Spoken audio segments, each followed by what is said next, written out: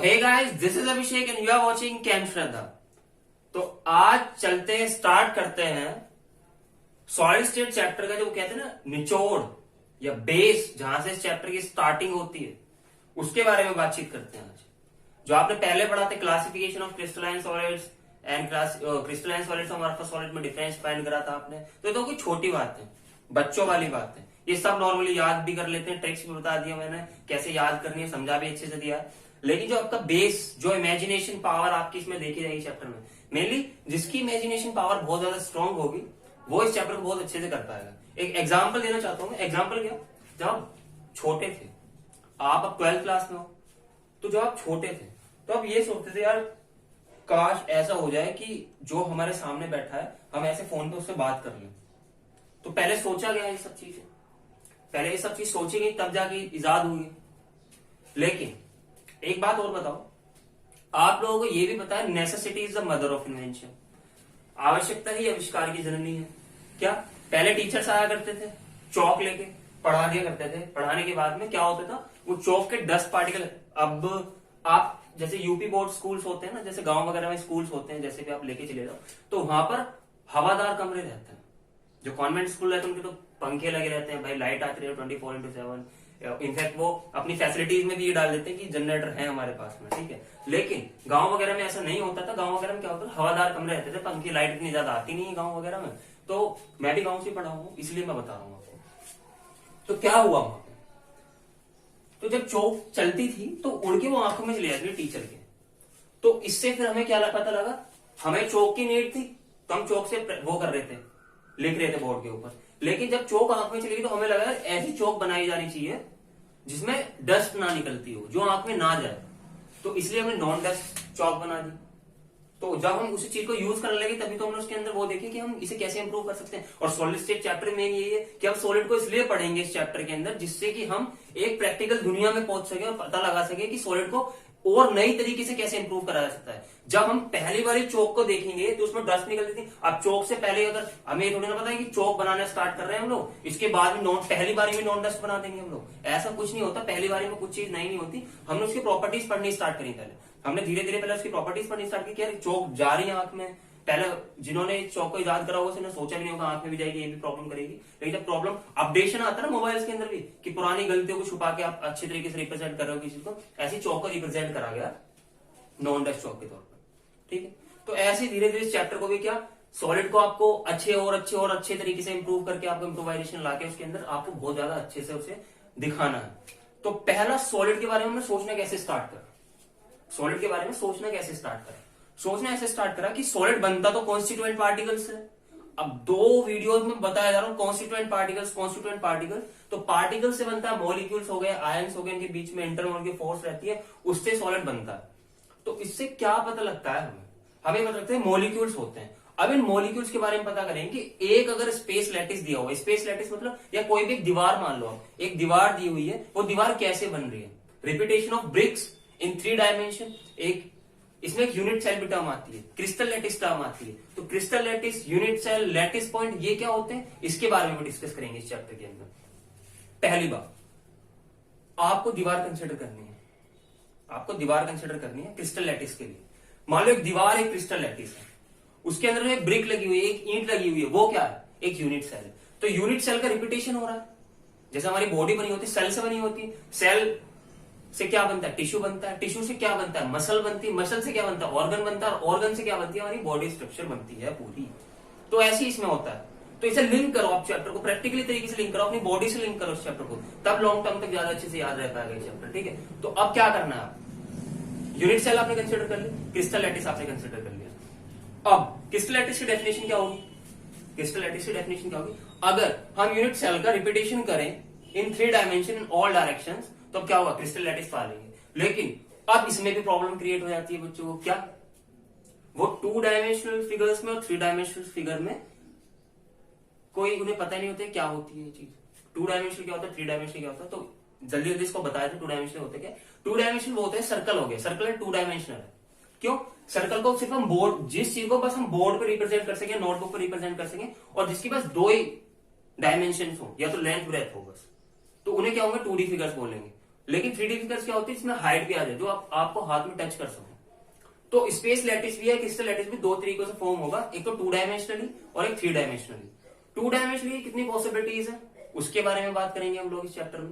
3 dimensionally कितनी possibilities है उसके बारे में बात करेंगे, और एक सॉलिड अगर बन रहा है उसके अंदर कितनी यूनिट सेल है उसके बारे में बातचीत करेंगे हम लोग। न्यूमेरिकल्स भी आते हैं इसके ऊपर, ठीक है। उसके बाद में किस बारे में बात करेंगे, यूनिट सेल आपने पढ़ लिया, उसके बाद में किस तरीके की यूनिट सेल होती है, कितनी टाइप्स में यूनिट सेल डिवाइड होती है, किस किस तरीके के सॉलिड में यूनिट सेल प्रेजेंट रह सकती है, इसकी मैक्सिमम प्रोबेबिलिटी कैसे रह सकती है, उसके बारे में बातचीत करेंगे। तो पहला पॉइंट हम करते हैं क्या, क्रिस्टल लैटिस।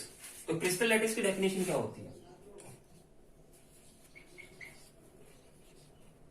Crystal lattice. तो क्रिस्टल लैटिस की डेफिनेशन होती है अ regular arrangement of constituent particles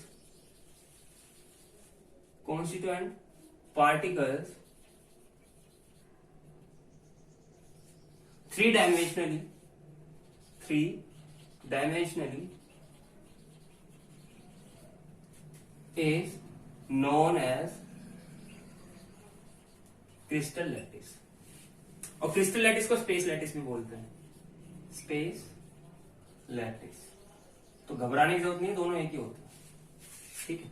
अब क्रिस्टल लैटिस बन रहा है, किस चीज से बन रहा है, टिश्यू बन रहा है, सेल से बन रहा है, सेल के रिपीटेशन से। और क्रिस्टल लैटिस किस चीज से बन रहा है, क्रिस्टल लैटिस बन रहा है आपका regular arrangement of constituent particles. और कॉन्स्टिट्यूएंट पार्टिकल्स क्या है इसके अंदर, यूनिट सेल। और यूनिट सेल क्या होती है, वो सबसे छोटी से छोटी चीज जिसके रिपीटेशन से वो पूरा क्रिस्टल लैटिस फॉर्म हो रहा है, वो यूनिट सेल होती है। जिसके रिपीटेशन से पूरा यूनिट सेल बन रहा है आपका, या पूरा क्रिस्टल लैटिस बन रहा है, उसे कहते हैं हम यूनिट सेल। डेफिनेशन लिख देता हूं, चलो। It is defined as the smallest repeating unit. It is defined as the smallest repeating unit. Unit cell की अगर मैं डेफिनेशन लिखूं, it is defined as the smallest repeating unit which can be arranged 3-dimensionally to form a crystal lattice, which can be arranged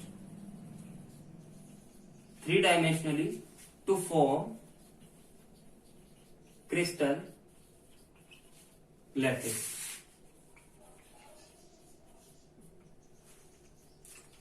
crystal lattice भी हो गया। तो crystal lattice आपको पता लगा, यूनिट सेल आपको पता लगा। क्या पता लगा आपको, क्रिस्टल लैटिस पता लगा, यूनिट सेल पता लगा। अब ये दोनों तो आपको पता लग गए। तो बेसिक जो नींव भरी जाएगी इस चैप्टर की, वो इन्हीं 2 डेफिनेशन से भरी जाएगी। आप इन्हें एक बार ध्यान से देख लो, ठीक है। समझ में आया तो वीडियो को दोबारा से रिपीट करके देख लो, लेकिन इसे पहले ढंग से समझो। इसे समझने के बाद अब चैप्टर स्पीड पकड़ेगा, स्पीड। आपको अच्छे से आपकी इमेजिनेशन पावर खोलनी पड़ेगी, ठीक है। तो मेडिटेशन वगैरह करके देख लो, आपको इसे कॉपी कर लो, ठीक है। और एक मोटिव टर्म भी आती है। मोटिव क्या होता है, मोटिव क्या होता है, अब एक क्रिस्टल लैटिस फॉर्म करना है मुझे। अब मोटिव के बाद में बात करते हैं। क्रिस्टल लैटिस मान लो ये है, ये पार्टिकल्स है, ये पार्टिकल्स है। अब इस पार्टिकल्स के ऊपर भी एटम लग रहा होगा, नीचे भी एटम लग रहा होगा। तो जो एटम ऊपर और नीचे दोनों साइड लग रहा है, इस वाले होल से पास होके उसे मोटिव बोलते हैं। तो मोटिव कुछ नहीं होता, बस ये एक मॉलिक्यूल होते हैं या एटम होते हैं जो क्रिस्टल लैटिस में बने हुए होते हैं, जिन्हें रिपीट करें, जो क्रिस्टल लैटिस में लगे होते हैं उन्हें मोटिव बोलते हैं, ठीक है। जैसे मान लो घर पे हमारे पापा हैं और पापा एक बिजनेसमैन है, तो बाहर जाते एक बिजनेसमैन हो जाते हैं। ऐसे ये एक पर्टिकुलर हम हाथ में रख रहे हैं, तो ये इसमें बोर्ड पे लिखा हुआ है हाथ में, तो एटम है। लेकिन अगर इस वाली क्रिस्टल में लग चुका है तो इसका नाम मोटिव बन गया, तो इसका नाम चेंज हो गया, डेजिग्नेशन चेंज हो गया सिंपली, ठीक है। तो मोटिव होता है ये। डेफिनेशन लिख लेना, एनसीईआरटी में छोटी सी दी हुई है, उसमें से देख के लिख लेना, ठीक है। चलो मोटिव भी क्लियर हो गया। अब क्रिस्टल लैटिस 2 तरीके से फॉर्म होगा, एक तो 2 डायमेंशनली और एक 3 डायमेंशनली। तो पहले 2 डायमेंशनली की पॉसिबिलिटी देखेंगे कितनी पॉसिबिलिटी हो सकती है, और फिर 3 डायमेंशनली की पॉसिबिलिटी देखेंगे कितनी हो सकती है। तो पहले 2 डायमेंशनली मैंने क्लियर कर दिया, 2 डायमेंशनल फिगर्स होती क्या है। तो आप देखिए 2 डायमेंशनली क्या होता है, 2 डायमेंशनली क्रिस्टल लैटिस।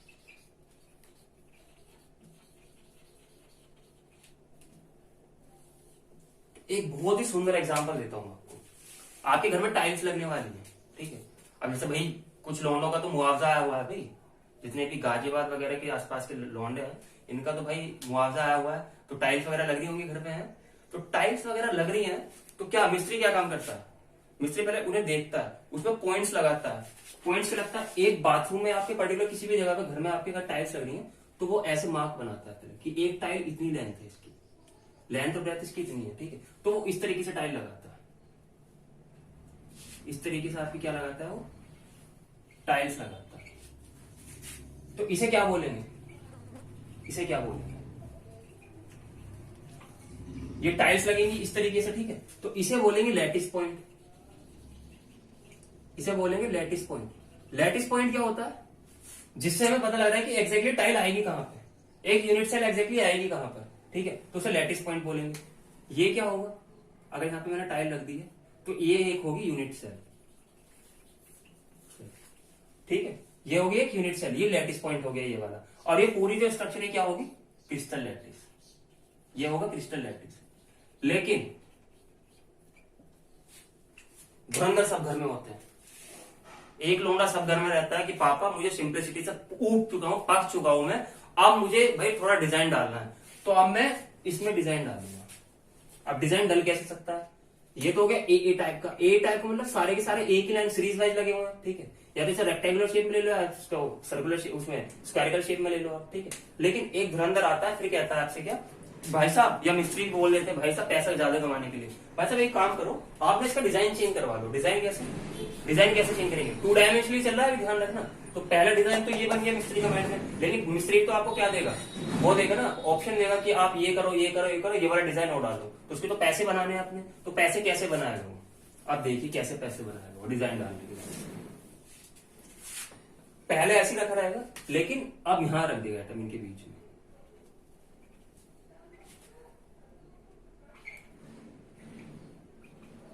यहां पे एटम रख दे। तो अब फिगर कैसी बनेगी, ऐसी। तो अब टाइल कैसी लगी जाएगी, ऐसी। तो उसके पैसे बढ़ गए उसके एक छोटे से आइडिया से, और आपके पैसों की बैंड बढ़ती। खैर मुआवजा आ रहा, फर्क कहां पड़ेगा तुम लोगों को, है हाँ भाई, फर्क तो हम जैसों को पड़ता है। तो ये होगा स्पेस लैटिस कौन सा, ये ए टाइप है, ये बी टाइप है। अगर ए टाइप में ऐसे लगा रहे हैं, पहले वाले तरीके से लगा रहे हैं, बी टाइप चेंज करके लगा रहे हैं, तो बी टाइप ये होगा। तो ये भी क्रिस्टल लैटिस होगा, इसमें भी ये वाला एक लैटिस पॉइंट होगा, ठीक है। ये एक यूनिट सेल होगी और ये पूरा क्रिस्टल लैटिस होगा, ठीक है। तो 2 डायमेंशन में 2 तरीके से हम क्रिस्टल लैटिस को फॉर्म कर सकते हैं, एक तो पिछला वाला तरीका और एक ये वाला तरीका, ठीक है। इसे नोटबुक में कॉपी कर लेना, एग्जाम में नॉर्मली आता नहीं है, लेकिन ज्ञान बढ़ाने में आपको जाके आ रहा है, बढ़ा लो भाई, तो कॉपी कर लेना इसे, ठीक है। मैं रफ कर रहा हूं इसे। तो 2 डायमेंशनली खत्म हो गया, 2 डायमेंशनली खत्म हो गया, कैसे कैसे बन सकता है, ठीक है। अब नेक्स्ट पॉइंट क्या आता है इसके अंदर, नेक्स्ट पॉइंट क्या आता है इसके अंदर, अब पॉसिबल यूनिट सेल कैसी बन सकती है।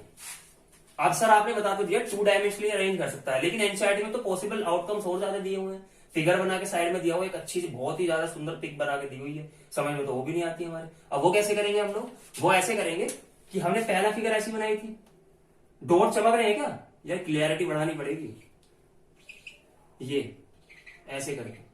अब इसमें रेक्टेंगुलर शेप में भी टाइल आ सकती है और स्क्वायरिकल शेप में भी आ सकती है। तो एनसीईआरटी में कुछ नहीं दिया हुआ, बस इसकी शेप चेंज करके पॉसिबल आउटकम तो 2 स्ट्रक्चर ऐसे बनेंगे, लेकिन उसमें स्क्वायर होगा या रेक्टेंगल होगा, उसकी कंडीशन बढ़ जाएगी। तो आपको वही फिगर दी है एनसीईआरटी के अंदर।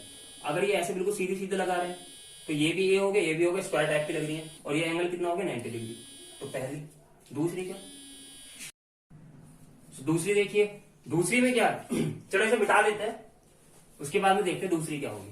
तो कुल मिला के 5 टाइप की बनेंगी, 5 टाइप क्या, इसमें 3 तो स्क्वायर वाले टाइप बनेंगे और 2 रेक्टेंगल वाले टाइप बनेंगे, ठीक है। स्क्वायर आपको पता है साइड साइड इक्वल होती है, रेक्टेंगल पे एक length and breadth, length equals to दूसरी वाली लेंथ और ब्रेथ इक्वल टू दूसरी वाली ब्रेथ, ठीक है। तो पता चल गया रेक्टेंगल अपोजिट साइड इक्वल होती है, ठीक है। तो स्क्वायर की क्या बनेगी, स्क्वायर बना लेते 3 पॉसिबल बनेंगे। तो स्क्वायर में ये 3 पॉसिबल बनेगी स्क्वायर के अंदर, इतना तो पता है आपको, 3 पॉसिबल बनेंगे, तीनों बना दी चलो स्क्वायर के।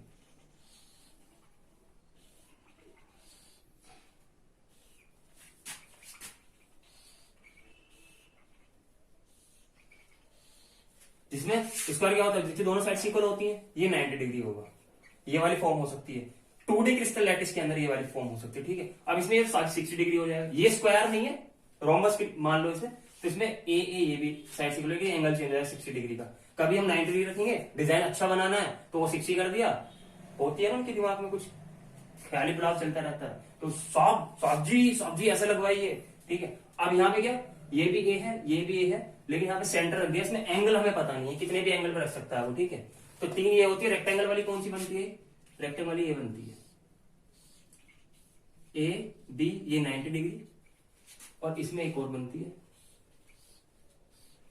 इस शेप की, ये ए होता है, ये बी होता है, लेकिन इसके अंदर एक एंगल आया था गामा, ठीक। तो 5 टाइप के फॉर्म हो सकते हैं क्रिस्टल लैटिस, इस तरीके से मैंने आपको बता दिया, क्लेरिफाई कर दिया 2 डायमेंशनल के अंदर। उसके बाद बात आती है पैरामीटर्स। पैरामीटर्स पढ़ने से पहले आपको 3 डायमेंशनली वो बता देता हूं आपको, ठीक है, एक बार। तो इसे रब कर देते हैं, सॉरी। अब 2D का तो हमने पढ़ लिया, अब 3D में किस तरीके से एटम्स लग सकते हैं। 3D में एटम ऐसे भी लग सकते हैं, वो आप पैकिंग के अंदर पढ़ोगे, लेकिन 3D के अंदर आप सोचो एटम्स कैसे लग सकते हैं। एक एटम है, दूसरा एटम साइड में लगा रहे, तीसरा एटम, तो वो आगे भी जा रहा, पीछे भी जा रहा। आपको एक दीवार कंसिडर करनी है, वॉल कंसिडर करनी है, उसके अंदर आपने एक ब्रिक रखी हुई है, ब्रिक आपको 3 डायमेंशनली तो रिपीट हो रही है, आगे भी लग रही है, पीछे भी लग रही है, साइड में भी जा रही है, इधर भी जा रही है, ऊपर भी जा रही है, नीचे भी जा रही है, ठीक है। तो आपको वो कंसिडर करना है। उसमें या तो क्यूबिकल स्ट्रक्चर तो फॉर्म होगी, क्यूबिकल स्ट्रक्चर फॉर्म होगी, तो क्यूबिक स्ट्रक्चर। तो जो पैरामीटर्स होते हैं, पैरामीटर मतलब जो नापने वाली चीज होती है, क्यूबिक लैटिस के अंदर जो नापने वाली चीज होती है, वो किन किन चीजों पर डिपेंड करते हैं। Parameters which characterise a unit cell. एक यूनिट सेल को कैसे कैरेक्टराइज करोगे, on the basis of their parameters, वो एक टर्म आती है, और इंटेंस क्वेश्चन भी दिया हुआ है इसके ऊपर, तो इसके बारे में ज्यादा इसलिए चर्चा करने का विषय बन जाता है। तो इसलिए अब हम बात करेंगे parameter which characterise a unit cell. तो पैरामीटर्स देखते हैं इसके क्या क्या होते हैं। तो क्यूबिक यूनिट सेल है, क्यूबिक यूनिट, तो एक क्यूब बना लेते हैं।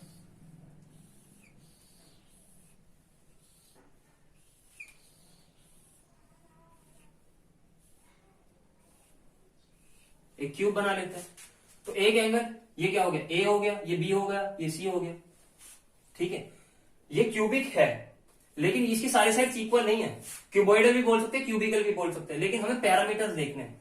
क्यों, 2 टाइप के पैरामीटर्स को कैरेक्टराइज करेंगे। क्या, ये एंगल कितना होगा, ये एंगल होगा आपका अल्फा, ये बीटा, ये गामा। तो अल्फा, पहला पॉइंट क्या आता है कि ये जो 3 लाइंस है, ए बी सी, जो साइड्स हैं, ये म्यूचुअली परपेंडिकुलर हो भी सकती है और नहीं भी हो सकती है। म्यूचुअली परपेंडिकुलर का मतलब क्या है कि ये वाली लाइन इसके परपेंडिकुलर है और इसके परपेंडिकुलर भी एक लाइन होगी, तो क्या होगा। अब अगर आप एक्स वाई और जेड एक्सिस देखते हैं, एक्स वाई और जेड एक्सिस देखते हैं, ये वाला, तो क्या होगा, ये एक्स है, ये वाई है, ये जेड है, तो क्या म्यूचुअली परपेंडिकुलर है। ये वाली लाइन इसके भी परपेंडिकुलर है और ये वाली लाइन इसके भी परपेंडिकुलर है, ये वाली लाइन दोनों के परपेंडिकुलर है। तो एक लाइन कभी 2 लाइन के अगर परपेंडिकुलर होती है वो म्यूचुअली परपेंडिकुलर होते हैं। तो ये वाली लाइन जो रहती है, ये वाली साइड जो रहती है, वो म्यूचुअली, पहला पॉइंट क्या, they are mutually perpendicular to each other और may not be mutually perpendicular to each other. यानी कि म्यूचुअली परपेंडिकुलर हो भी सकते हैं, 90 डिग्री के केस में हो भी सकता है और नहीं भी हो सकता। तो 90 डिग्री के केस में किस केस, उस केस में होगा सिर्फ आपका क्यूबिक लैटिस में। लेकिन अगर 90 केस से अलग चेंज हो जाता है, कोई भी स्ट्रक्चर अगर चेंज हो जाता है, उसके बारे में 7 क्रिस्टल टाइप फॉर्म करता है, इसमें एंगल चेंज होते रहते हैं। तो लेकिन आपके लिए खुशखबरी एक बात इसकी है, क्योंकि आप क्यूबिक वाला ही पढ़ोगे आप अपने सिलेबस के अंदर, बाकी का नहीं पढ़ोगे। लेकिन इंटेंस क्वेश्चन उनके ऊपर भी आता है, इसलिए मैं उन्हें भी पढ़ाऊंगा, एक ट्रिक बताऊंगा मैं आपको उन्हें याद करने की। मोस्ट प्रोबेबली वो याद नहीं हो पाती, उससे ट्रिक भी बताऊंगा उसे याद करने की, ठीक है। तो हमारे सिलेबस में सिर्फ क्यूबिक का पढ़ने का है, तो हम क्यूबिक पे ध्यान देंगे। लेकिन पहला पैरामीटर क्या बताया था मैंने कि दे आर मे और may not be mutually perpendicular. ये 90 डिग्री पे हो भी सकते हैं और नहीं भी हो सकते। हो सकते हैं किसके केस में, क्यूबिकल के केस में, और नहीं हो सकते किसके केस में, जो 6 टाइप के अलग क्रिस्टल बन जाएंगे उनके केस में, ठीक है। उनके भी नाम मैं बताऊंगा क्या क्या होता है। दूसरा पॉइंट क्या आता है, दूसरा पॉइंट आता है जो अल्फा एंगल है वो हमेशा बी और सी के, वो बी और सी साइड के बीच में बनेगा। ये सी और ए के बीच में बनेगा बीटा, और ये ए और बी के बीच में अल्फा बनेगा। दूसरा पॉइंट ये है, ठीक है। तो एनसीईआरटी में आपको दिया हुआ है, नोट्स में आपको प्रोवाइड करवा दूंगा, ठीक है। इंस्टा पे जाकर आप मुझे फॉलो कर सकते हैं, लिंक यहाँ पे दिख रहा होगा आपको इंस्टा पे, तो आप यहाँ पे जाके चेक कर सकते हैं, वहां पे मेरे जाकर नोट्स ले सकते हैं, ठीक है, आराम से। तो होप आपको ये समझ में आएगा, parameters which define a characterise a unit cell. इसके बाद में हम पढ़ते हैं क्यूबिक का, तो हमने पढ़ लिया सर, क्यूबिक का तो आपने भी पढ़ा दिया, सब पढ़ा देते हैं क्यूबिक का। लेकिन जो 7 टाइप के क्रिस्टल्स फॉर्म होते हैं उनका कौन पढ़ाएगा हमें, 7 टाइप के जो क्रिस्टल फॉर्म हो रहे हैं उनका कौन पढ़ाएगा। तो हमें 6 टाइप को तो एक टाइप को तो क्यूबिक पता लगेंगे, 6 टाइप के और बचे हमारे, तो उन्हें कैसे कैसे डिफरेंशिएट करेंगे उनके बीच में, किस किस टाइप के, और 14 टाइप के ब्राविस लैटिस फॉर्म होते हैं, ठीक है। तो उनके बारे में डिस्कस करेंगे, 7 क्रिस्टल लैटिस के बारे में डिस्कस करेंगे, ठीक है। सो अब बात करते हैं 7 क्रिस्टल सिस्टम्स के बारे में। सिलेबस में हम पढ़ने वाले क्यूबिक, लेकिन नॉलेज आपको सबकी होनी चाहिए।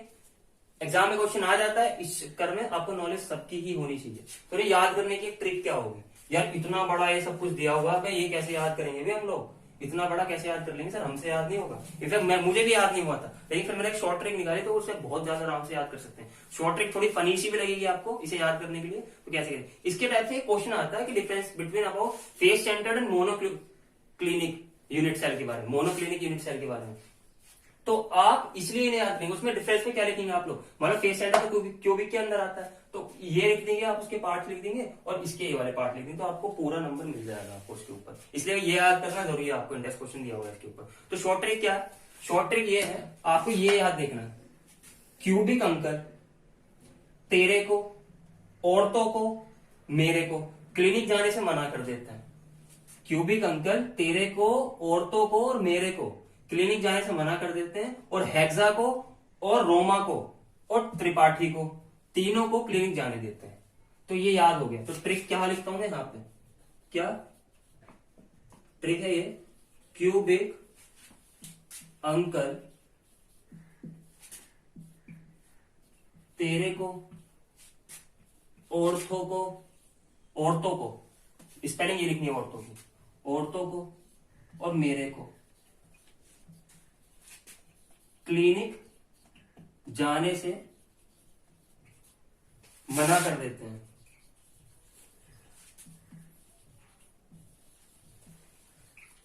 मना कर देते हैं, बट यहां पे क्या है, हेक्सा को, रोमा को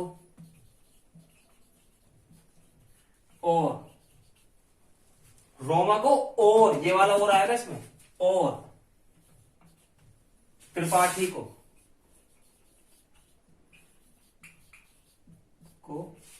तीनों को क्लिनिक जाने देते हैं। तो ये याद हो गया होगा आपको। अब सर आपने ये तो याद करा दिया, ये कैसे याद करूंगा, ये कैसे याद करूं, ये तो सब याद करवा देंगे, तो मैं भी बना लेता, ठीक है, ये कैसे याद करूंगा। अब आपने साइन और ट्रिग्नोमेट्री की टेबल देखी है ना, वैल्यूज की, साइन की, कोस की, उसमें क्या करते हैं, कोस की वैल्यू निकालेंगे, साइन की पकड़ के ऐसे खींच देते हैं, साइन की पकड़ के ऐसे खींच देते हैं। सिंपल इसमें भी यही करना है, क्या जैसे हम साइन की वैल्यू याद रखते हैं, इसमें आपको स्टार्टिंग की वैल्यू याद रखनी है। क्यूबिक है, क्यूब क्या होता है, इसकी सारी साइड्स इक्वल होती हैं, सारे एंगल 90 डिग्री पे होते हैं, तो alpha equals to beta equals to gamma तीनों 90 डिग्री के होंगे, लेकिन साइड भी तीनों इक्वल होंगे, तो a equals to b equals to c equals to, या तो एक सबके ए के इक्वल मान लो, बी के इक्वल मान लो, तो ये तो याद करने की जरूरत नहीं है। अब टेट्रागोनल में ये तीनों इक्वल होंगे, टेट्रागोनल में ये तीनों इक्वल होंगे, और alpha equals to beta, A equals to B but not equals to C, A equals to B but not equals to C. Third वाले में क्या है, alpha equals to beta equals to gamma equals, तीनों 90 degree होंगे पहले वाले case में, ये तीनों 90 डिग्री के होंगे, alpha beta equals to gamma इनके लिए, और ये क्या होगा, alpha a not equals to b not equals to c. अब बाकी की ये वाली वैल्यूज कैसे याद रखेंगे, आप देखो, इसे ऐसे पकड़ के डालते रहो, इसे यहां पे डाल दो, इसे यहां पे डाल दो, और इसे यहां पे डाल दो, सेम आ रहा होगा, सेम आ रहा होगा ना, ये सेम आ रहा है, ये यहाँ पे सेम आ रहा है, और ये यहाँ पे सेम आ रहा है, तो बचा कौन सा, ट्राइक्लिनिक। ट्राइक्लिनिक क्या, ट्राइक्लिनिक में कुछ भी इक्वल नहीं होता, ना अल्फा इजिकल्स टू बीटा, ना equals to gamma equals to 90 degree, कुछ भी इसमें नहीं होता, इसे तो कोई बच्चा भी याद कर लेगा, ठीक है। अब बेर बात आती है इन पे, इन्हें कैसे याद रखेंगे, alpha equals to gamma 90 degree, यानी कि इसमें दो एंगल 90 पे होते हैं, बीटा का 90 डिग्री नहीं होता है, इसमें अल्फा बीटा होते हैं 90 डिग्री के, गामा 120 हो जाता है, इसमें तीनों 90 डिग्री से नहीं होते, और ये याद होगी। होप सो आपको ये अच्छा लगा होगा, और अगर ये ट्रिक आपको ज्यादा पसंद आई तो फैला दो इसे, ठीक है, सब बच्चों को पता लगना चाहिए। तो आप अगर नॉर्मली इसके ऊपर अगर इंटरेस्ट क्वेश्चन आ जाता है तो आप आराम से उधेड़ दोगे, इतना मुझे पक्का विश्वास हो चुका है इस ट्रिक के ऊपर। और इस ट्रिक को याद करने के बाद में एक बार इसे बना के देख लेना अपने आप, एक बार इस ट्रिक को याद करने के बाद में इसे बना के देख लेना, तो आपको प्रैक्टिस होगी। मेरे लिए आप अगर 2 बार प्रैक्टिस कर लोगे सब चीजों की, तो आपको बहुत अच्छे से क्लियर हो जाएगा कॉन्सेप्ट, ठीक है। तो होप आपको समझ में आया होगा। इसके बाद में बात करते हैं टाइप्स ऑफ यूनिट सेल के बारे में। अब पढ़ना हमारे सिलेबस में क्यूबिक है, तो क्यूबिक यूनिट सेल के बारे में बात करेंगे, कितने टाइप की होती है, और उसके बारे में सिलेबस को आगे फर्दर बढ़ाते हैं। इन्हें ही छोड़ देना, इसे याद करने के बाद इसे ही छोड़ देना, क्योंकि सिलेबस का पार्ट नहीं है आपका, लेकिन क्वेश्चन आता है, इस चक्कर में बता दिया आपको, ठीक है। तो मैं इसे रब कर रहा हूं, आप इसे कॉपी कर लेना वीडियो को पॉज करके। तो भाई अगर ट्रिक अच्छी लगी हो तो देख लेना, क्योंकि ज्ञान ना बांटने से बढ़ता है, अब वो बहुत बड़े छुछुंदर लगते हैं मुझे, ये बोलते हैं कि भाई ज्ञान तो छुपाने से बढ़ता रहता है, सारा ज्ञान तुम ले लो। अब मुझे ज्ञान तो मैंने बता दी तो ज्यादा अच्छा हो गया, ठीक है। तो टाइप्स ऑफ क्यूबिक यूनिट्स है, सॉरी ये रब करना ध्यान नहीं रहा, ये हटा दिया। क्यूबिक यूनिट्स है, टाइप्स ऑफ यूनिट्स है, टाइप्स ऑफ यूनिट्स है, ठीक है। दो टाइप की होती है क्या, पहला type primitive, primitive, primitive unit cell, और दूसरी क्या होती है, centred unit cell, centred unit cell. अब सेंटर्ड यूनिट सेल तीन पार्ट में डिवाइड होती है, किस किस में, एक तो आपकी होती है बॉडी सेंटर,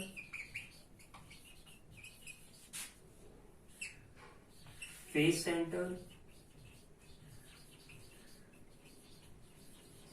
और एंड सेंटर। तो इनके बारे में ब्रीफ में बातें करते हैं हम लोग, ठीक है। इनके बारे में ब्रीफ में बातें करते हैं। टाइप्स ऑफ यूनिट सेल होती है दो टाइप की, प्रिमिटिव यूनिट सेल और सेंटर्ड यूनिट सेल। अब प्रिमिटिव यूनिट सेल क्या होती है, आप एक कंसिडर करो एक कमरा, कमरे के अगर कॉर्नर पे मैं एटम रख देता हूं, सारे कमरे के कॉर्नर, एक कमरा है, एक कमरा क्यूब की फॉर्म में, इसकी सारी साइड्स पे alpha equal to b equal to gamma equal to 90 degree और a equal to b equal to c, आपको टेबल से याद आ गया होगा, ठीक है। तो वो आप देख लो, उसमें आप कॉर्नर पोजीशन पे एटम रख दो, कितने एटम आएंगे टोटल, कॉर्नर कितने होते हैं क्यूब के अंदर, 8, तो 8 एटम आ जाएंगे, 8 एटम आ जाएंगे। तो अगर एटम सिर्फ और सिर्फ कॉर्नर पोजीशन पर रखा हुआ है, एटम सिर्फ और सिर्फ कॉर्नर पोजीशन पर रखा है, तो प्रिमिटिव यूनिट सेल। अब इसमें बच्चे कहां पे कंफ्यूज होंगे, इसमें बच्चे कंफ्यूज हो रहे हैं यहाँ पे, सर यूनिट सेल तो आपने दो तरीके की बता दी, एटम भी कॉर्नर पोजीशन पर रख के बता दिए, लेकिन आप मुझे सर एक बात बताओ, ये प्रिमिटिव यूनिट सेल क्या रियलिटी में 3D में पढ़ते हैं हम लोग, 3D में होती भी, एग्जिस्ट भी करती है, क्या करती है। तो सिंपल एक जो सॉलिड होता है ना, उसमें प्रिमिटिव जो यूनिट सेल होती है, प्रिमिटिव टाइप की भी यूनिट सेल होती है कुछ ना कुछ, ठीक है। एक सॉलिड बना हुआ है जिसमें सारी प्रिमिटिव यूनिट सेल है। तो अगर आपको न्यूमेरिकल ऐसा आगे प्रिमिटिव यूनिट सेल का, कि आपको ये बताना है कि इस प्रिमिटिव पूरा इसके अंदर यूनिट सेल कितनी है, 100 है, और इसके अंदर आपको एटम्स निकालने हैं। तो एक के अंदर कितना एटम होगा, एक यूनिट सेल के अंदर कितना एटम होगा, और उसकी मल्टीप्लाई कर देंगे, किससे, यूनिट सेल से मल्टीप्लाई करते हैं, नंबर ऑफ एटम्स निकल गए, हम सॉलिड की सारी प्रॉपर्टीज हम उसके बेसिस पे बता सकते हैं। तो एक अगर सॉलिड फॉर्म हो रहा है तो उसमें सारी सारी प्रिमिटिव लग रही है, तो वो वाला प्रिमिटिव पढ़ना है हमें, ठीक है। इसमें अगर सेंटर्ड यूनिट सेल है तो उसमें बॉडी सेंटर, अगर सेंटर रखा है बॉडी के, तो उस वाले में क्या होगा, ये अलग अलग टाइप की यूनिट सेल होती है जो अलग अलग सॉलिड में पाई जाती है। तो किसी सॉलिड में प्रिमिटिव सारी की सारी प्रिमिटिव होंगी, किसी उसमें सॉलिड में सारी की सारी बॉडी सेंटर्ड होंगी, किसी में फेस सेंटर्ड होगी, किसी में एंड सेंटर्ड होगी। इसके बारे में आप ब्रीफली पढ़ोगे किसमें, पैकिंग स्ट्रक्चर्स में, ठीक है। अब प्रिमिटिव के बारे में आपको पता लगे कॉर्नर पोजीशन पे एटम रहेगा। इसमें बाद में क्वेश्चन आते हैं कि नंबर ऑफ एटम्स भी निकालने पड़ते हैं, उसके बारे में बात करेंगे हम लोग। क्या अब आता है बॉडी सेंटर्ड, की बॉडी सेंटर्ड कौन सी होती है, कॉर्नर पे तो रखा रहता ही है, लेकिन बॉडी सेंटर पे एक एटम हो रहा जाता है, क्यूब के सेंटर पे एक एटम आ जाएगा और कॉर्नर पे एटम रखे हुए हैं, ठीक है। अब थर्ड क्या होती है आपकी, फेस सेंटर्ड। फेस कितने होते हैं क्यूब के अंदर, 1 2 3 4 5 6, तो फेस कितने हो गए, 6 फेस होते हैं, तो 6 एटम तो इस पर रखे हो गए, 8 कॉर्नर पे रखे हुए हैं, तो कितना हो गया, उस पे नंबर ऑफ एटम्स निकालेंगे हम लोग। एंड सेंटर्ड कौन सा होता है, कि जब दो अपोजिट फेसेस पे एटम रखे हों, ये फेस है ये फेस है, तो इस पे एक एटम तो रखा होगा ना, तो ये वाले एंड सेंटर्ड होते हैं। तो इनकी फिगर देख लेते हैं हम लोग, प्रिमिटिव यूनिट सेल की फिगर देखते हैं हम लोग, फिगर क्या बात करते हैं इसमें, प्रिमिटिव यूनिट सेल की फिगर, कैसे कैसे एटम रखे हुए होते हैं। एक क्यूब बना लेता हूं मैं,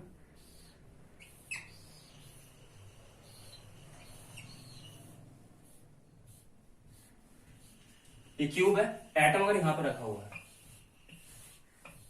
ये जनरली क्यूब होता नहीं है, हमने इमेजिनेशन बनाई हुई है अपने क्यूब की तरह, जिससे कि हम इजीली से पढ़ सकें। हमने पीरियोडिक टेबल क्यों नहीं, इसलिए हम इजीली एटम्स को पढ़ सकें, मॉलिक्यूल्स को पढ़ सकें, एलिमेंट्स को पढ़ सकें अच्छे तरीके से। तो हमने क्यूबिक फॉर्म में इसलिए रखा जिससे कि हम एटम्स के स्ट्रक्चर को अच्छे से पढ़ सकें। तो जनरली ये लाइंस होती नहीं है इसमें, ये बनाई जाती हैं आपको याद करने के लिए, एक कॉन्सेप्ट दिखाने के लिए, अच्छे तरीके से दिखाने के लिए। तो ये एटम रखे हुए कॉर्नर पोजीशन पर, तो अगर किसी भी पूरे सॉलिड के अंदर प्रिमिटिव यूनिट सेल है तो उसके अंदर एटम कितने होंगे, ये 1 2 3 4 5 8 कॉर्नर पे एटम लगे होंगे, तो ये वाली प्रिमिटिव यूनिट सेल होती है। इसमें एटम कहां पे प्रेजेंट होता है आपका, कॉर्नर पोजीशन पे, ठीक है।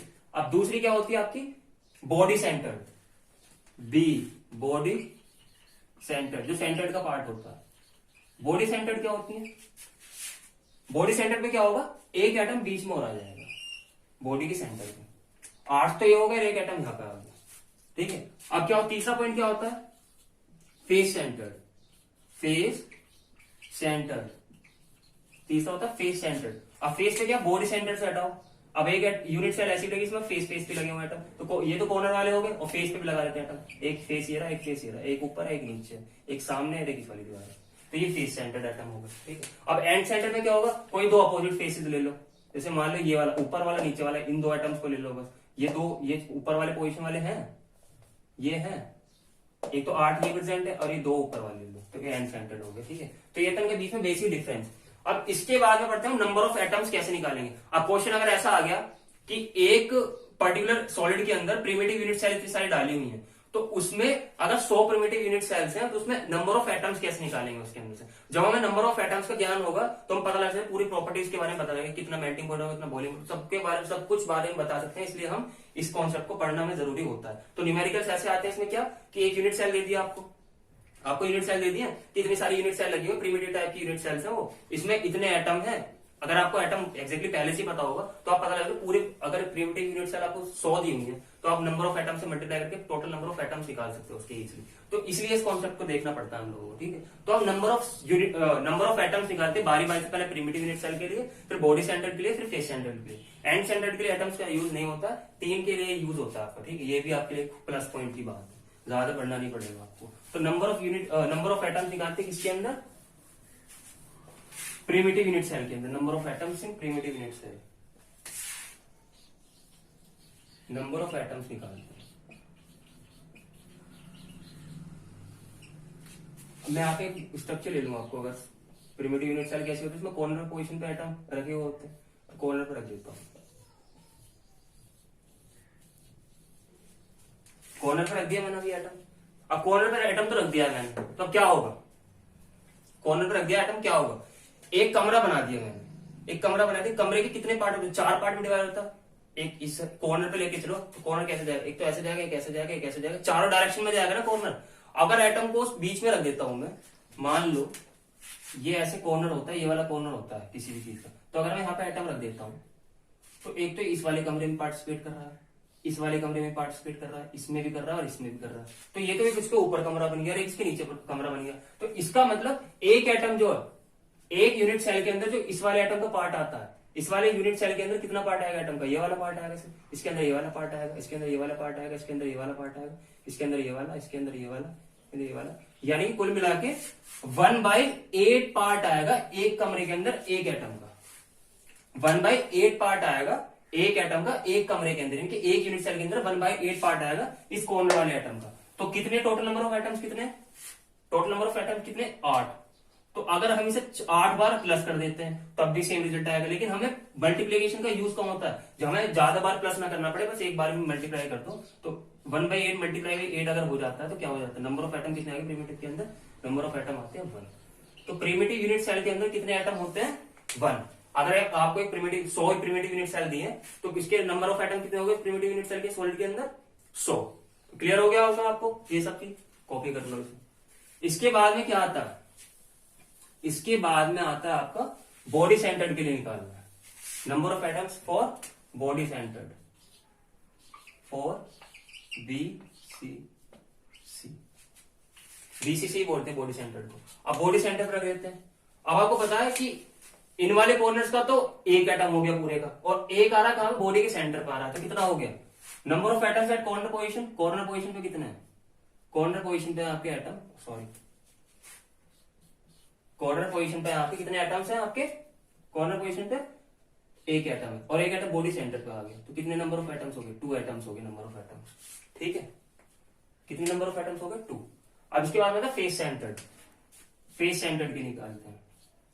फेस सेंटर्ड के लिए भी इजी होता है, फेस सेंटर्ड में बॉडी के पोजीशन पे नहीं होगा, फेसेस पे एटम रखे होंगे यहाँ पे, तो 1 एटम तो इसका हो गया इस वाले यूनिट सेल का पूरे का, इसमें जब पूरा यूनिट सेल बनेगा तो फेस सेंटर पे यहाँ पे और ये भी एटम्स काउंट होंगे, तो इनका तो 1 एटम हो गया, हमने निकाला प्रिमिटिव यूनिट सेल का। लेकिन फेस सेंटर का कैसे काउंट करेंगे, आपको पता है 6 फेस होते हैं क्यूब के अंदर, एक क्यूब के अंदर कितने फेस होते हैं, 6 फेस होते हैं।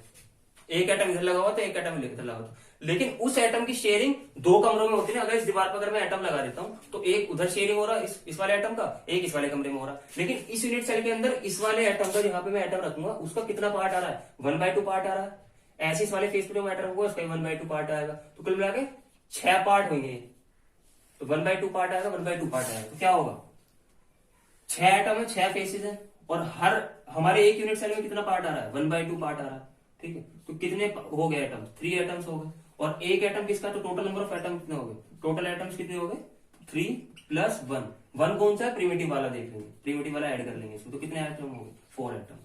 तो कुल मिला के बात ये हुई, प्रिमिटिव के अंदर नंबर ऑफ एटम्स कितने होते हैं 1, बॉडी स्टैंडर्ड के अंदर एटम नंबर ऑफ एटम्स होते हैं 2, और फेस स्टैंडर्ड के अंदर नंबर ऑफ एटम्स होते हैं 4। तो ये था बेसिक नॉलेज इस चैप्टर रिगार्डिंग। इसके बाद में नेक्स्ट टॉपिक पढ़ेंगे हम लोग, किस चीज के बारे में पढ़ेंगे, नेक्स्ट टॉपिक हम क्लोज पैकिंग स्ट्रक्चर के बारे में, क्लोज पैकिंग पढ़ेंगे हम कैसे कैसे होते हैं, उसमें टेट्रागोनल वॉइड्स कौन से होते हैं, टेट्राहेड्रल वॉइड कौन से होते हैं, ऑक्टाहेड्रल वॉइड कौन से होते हैं, उनके बारे में डिस्कस करेंगे। और होप आपको ये चैप्टर समझ में आ गया होगा, ठीक है। आपकी थोड़ी इमेजिनेशन पावर थोड़ी बिल्डअप हुई हो तो नीचे कमेंट सेक्शन में कमेंट कर देना आप, ठीक है। और अगर इस चैप्टर का आपको, ये तो मैंने डायरेक्टली आपको ऐसी रफली समझा दिया, लेकिन आपको उसका प्रॉपर अगर नोट्स चाहिए, इसका प्रॉपर आपको बिल्कुल हैंड रिटन नोट्स चाहिए, तो आप इंस्टाग्राम पे मुझे फॉलो कर सकते हैं, ठीक है। आईडी यहाँ पे नीचे दिख रही होगी। तो तब तक के लिए bye bye, stay home and stay healthy. Thank you very much.